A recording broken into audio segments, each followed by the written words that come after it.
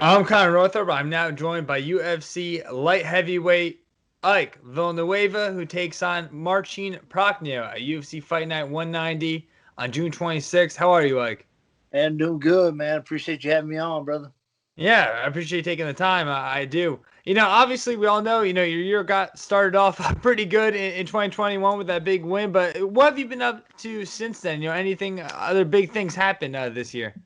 Oh man, after that big win, man, I didn't get the 50,000 like I wanted, but I got something a little bit better, man. Got a chance to spend the weekend after that with Mick Maynard, and I was awarded a new 4 fight contract. Got a Oh, record, wow.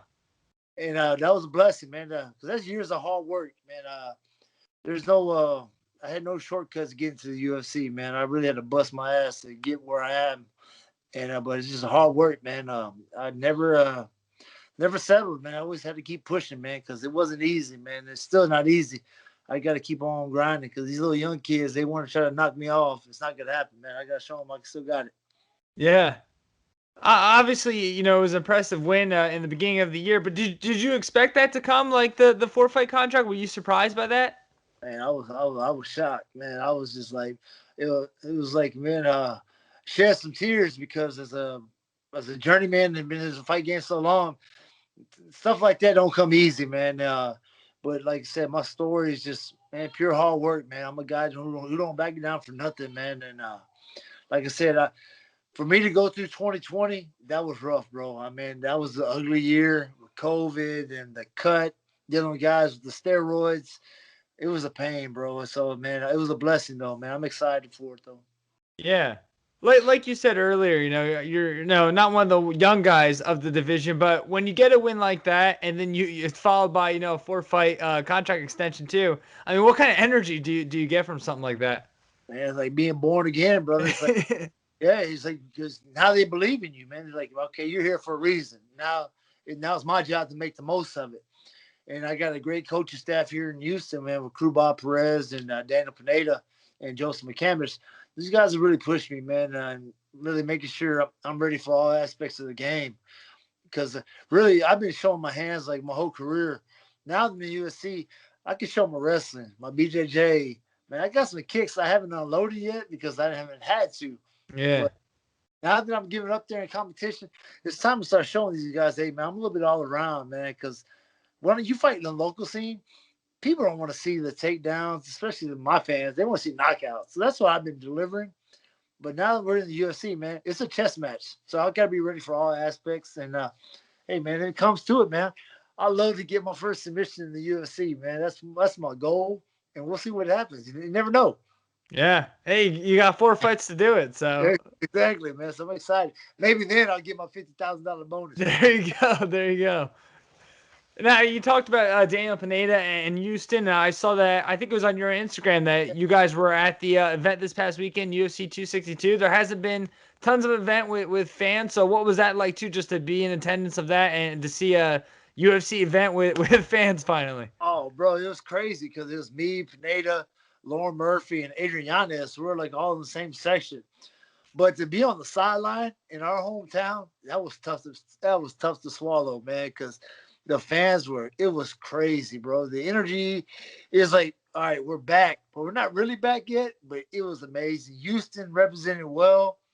I mean, this everything was amazing, man. Dana White gave us some great seats, man. We were front row. I mean, dude, we didn't miss no action.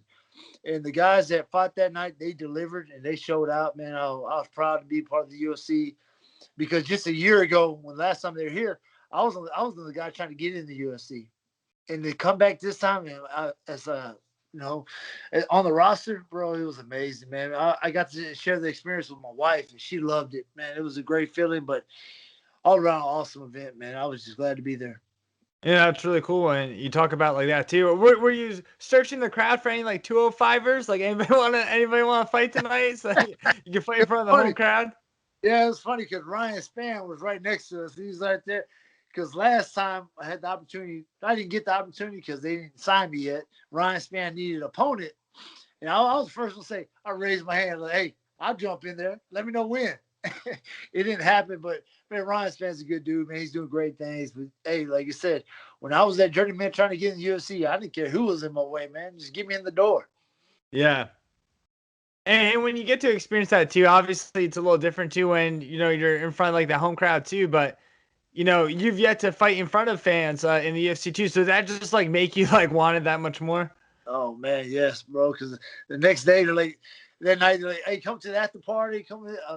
I went straight home, went to bed, and went to train the next morning. I told my wife, it lit a fire in me, man. And even my coach was like, "You see," because so many people were coming to me asking for pictures. It was amazing, bro. I was like, "Man, this is pretty awesome. This is what it's about." And they know my story, but it was like, man, I would just it lit a fire in me, man, to really keep on pushing, man, because I'm about to make a run. Hey, at 37, man, I can make a, I can. Hey, I plan to go till I'm 42, man. Cause I see these old guys still pushing. I can push, man. It's Yeah. funny. I get in the gym and the young guys. I said, bro, you're my stepson. I said, I'm gonna beat your ass. I said, when I get done, you better go clean your room, bro. I play that mental warfare with these young guys. I got to get in their head, bro, because I see, Conor McGregor does it. I said, bro, I'm gonna feed off this, man. I'm gonna start using. Yeah. It is awesome, bro. That's hilarious. But yeah, like we already kind of talked about that victory that you had earlier in the year. But like with that too, you're starting the UFC. You had those two losses. Like when you did finally get that win, especially in the fashion you did it feel like a weight was kind of like lifted off your shoulders in a way? Oh, no doubt, big time, man. It was just years of hard work, man. 13 years of hard work, and it just finally paid off. And I really, it was that walk off because everybody dreams about that kind of knockout, just a walk off. I could have jumped on Bray and pounded on a couple more times, but I just knew it was just a walk off, gave him the kiss of death. There's no better feeling than that, man. The big stage. I was in Abu Dhabi, bro. Come on, that was 5-star in Abu Dhabi, man. Loved it. Yeah. We had about 2,000 fans, but still, it still felt good being in the big arena, big cage. Man, it felt real because my first two opponents I was supposed to fight, man, came with the failed drug tests. The Chase Sherman fight is about to get overturned, said no contest, so that's a good thing. But that fight would just, man, it'd be a lifetime memory. I'll cherish for the rest of my life. Yeah, for sure. Yeah, I mean, when you did that kiss of death, that was just like extra, like especially as a fan, it was just like very cool. Like, man, that's like that's a bad dude. Yeah, bro, it was just, man, it was. And I told my coach, and I said, I'm about to give him that Marielli kiss of death, man. Back this used to Rocket Legacy, and that was just something I planned, and it happened. I was like, oh man, it's like, man, that's like a storybook ending. It's like, bro, okay, and now I belong here. It's like, it was just amazing, bro. I mean, it's just I won't forget that moment, but it's like, man, I can't be satisfied with that, man. When I came back home, I celebrated. Now I went straight back to work, man. So you Yeah. got. I am curious though. One last thing on the last fight too. How many times have you gone back and like watched that? Probably over 100,000 times. Because as a guy my age, man, that's something I'm proud about, man. Because I always told people, I'm gonna make it. I'm gonna make it. Nobody believed me. Nobody, my wife, my family, my nephew Christian Tovar, they got through me through my dark times, man. Even my son Isaiah, my stepson Anthony, they see me struggle, but they see me bounce back. And I told them hard work will pay off. And for me to show my sons and my nephew and my wife, my family that what I'm doing, they're amazed. They're just all proud of me. But I'm not done yet, man. I got to still keep on pushing. Yeah. And you take on Marcin Prachnio too. What do you kind of see from him? On that like first glance. Man, he was in one. So all them guys in one. They taking the extra vitamins in one. He's just a guy. I mean, the Roundtree fight, he didn't win that fight. I watched that fight probably over 100 times already. He didn't win that fight. Roundtree won that fight. Roundtree let off the gas in the second round. But with me, I'm a bad matchup because I'm gonna bring the pain. I'm gonna bring the pressure. Either you're gonna push me back, and which I ain't gonna go back, or he's gonna try to shoot. You want to shoot? Well, I'll show you. I got BJJ and I got my wrestling. So hey, either that or he go walk into one of my knees. Either one of the, I mean, make it a bad night for him, man. I'm looking for to get him out there in the second round. First round will be a good filling out process. Second round, he's gonna make a mistake, and I'm gonna counter. Yeah. You talked about the Roundtree fight. You say you watch over about 100 times. How many times have you actually like watched his fights? Because I know he's fought I think 4 times in the UFC now, and he's like you said maybe Khalil Show won that, but on the official records I believe he's 1-3 Yeah. in those 4. Yeah, I see that. You say he makes a lot of mistakes. He's throw his kicks and his hands are down a lot, and you get inside. I always say get inside the kitchen. He'll drop. He'll get wild. And with me, I'm a dangerous fighter. You want to go on the inside the hurricane, hey, man, I'll let him go. I'm a 3 to 4 punches are coming at you. So you can land your 1, but here come my 3 to 4. And that last one is going to put you to sleep. And I also got that 1 punch that will just shut your lights out. Mm-hmm. A lot of guys don't see in me because I don't have that big muscle definition guy. I got that Paul Botello body, man. It's it. Blue collar Mexican, man. There's no secret about it. I don't power lift. I mean, I'm gonna hit you in the chin and pinpoint accuracy, man. Just constant pressure, man. I train with a lot of great boxers at mainstream boxing that really push me. Man, one of my best sparring partners, Trey Morrison, which is Tommy Morrison's son.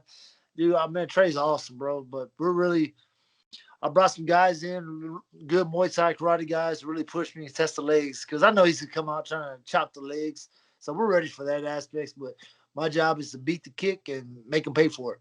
Yeah, that's so funny you bring up Morrison too, because I recently was watching an ESPN card and I didn't even know anybody who was on. I was just kind of like watching. It was like on in the afternoon. It was a very like weird time, and they mentioned him, and I was like, wait, Tommy Morrison's son? And then like me and my dad just like sat back and watched it, but that was something. Yeah, bro, it's awesome because if you are a fighter, you watch Rocky. Everybody watched the last Rocky. You're like, man, that's Tommy Morrison. But I'm a fan of Tommy Morrison in the ring.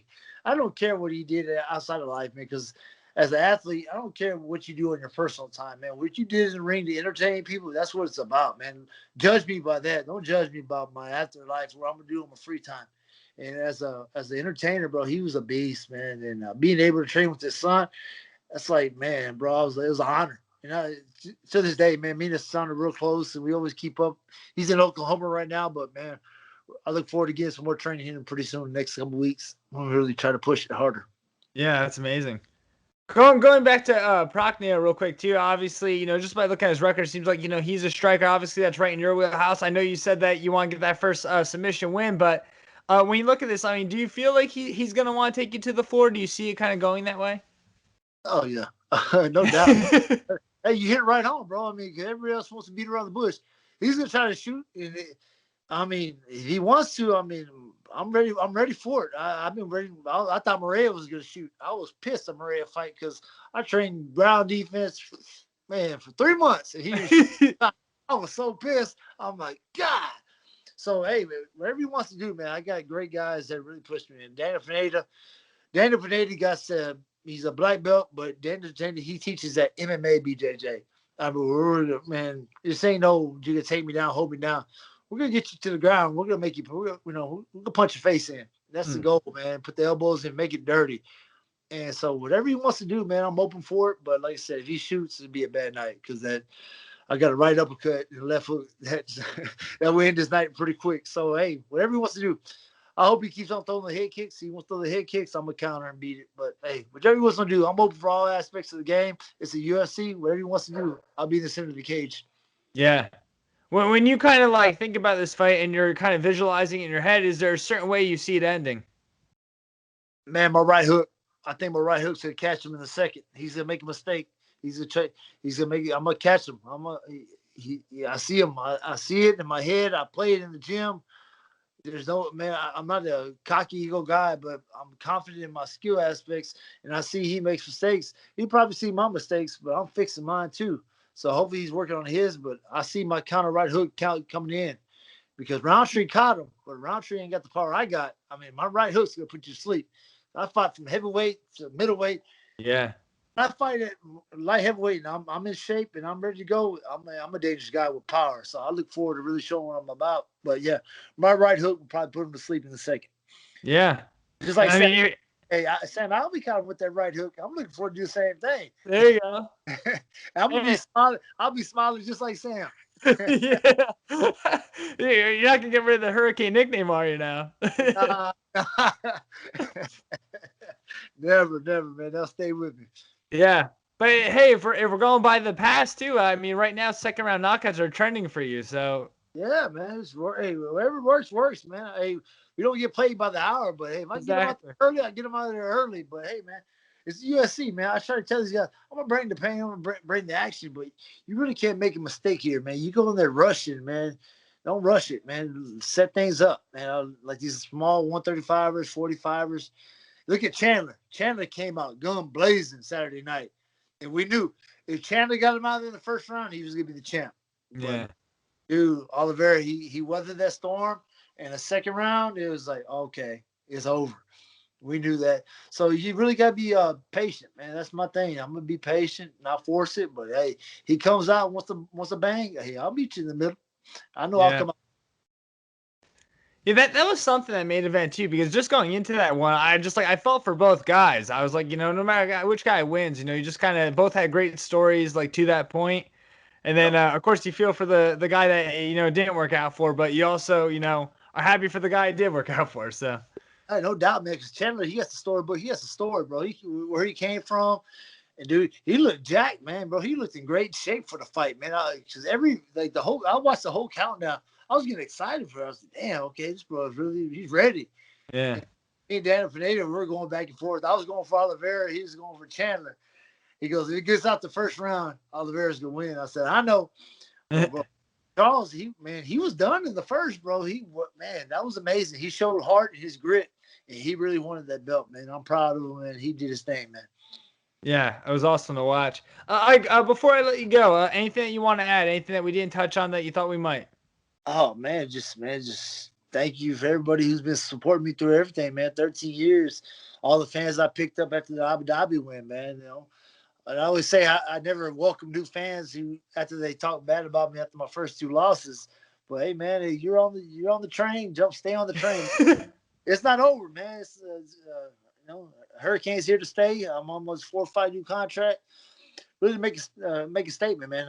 Like I said, my management team, I rate him best in the world. Jason House, man. I owe that guy the world, man. He's family, man. What he's did for me, my family, and my wife, we're thankful, man. Like everybody on Ed Cap's awesome, man. Ed Cap, he stays on it, man. Get my name out there. Same thing with Jacob. Jacob's awesome, man. He takes care of everything I need, my food, my supplements, man. Being with our radium has been a blessing. Makes fighting easy, man. And just thank you for everybody back home, man. My fight team, Main Street Boxing, 4-Ounce Fight Club. You don't get no better than that, man. So, thank you for having me on, bro. Because, hey, June 26th, Hurricanes landing in Vegas, man. It really about this. I haven't got that win in Vegas yet, and this is another one on my bucket list. I got to get that win, and Prachnio's he's standing in my way, man. All right, here we go. I'm looking forward to it. Oh, Ike, one last time, just congrats on the 4-fight contract, and I wish nothing but the best come June 26th.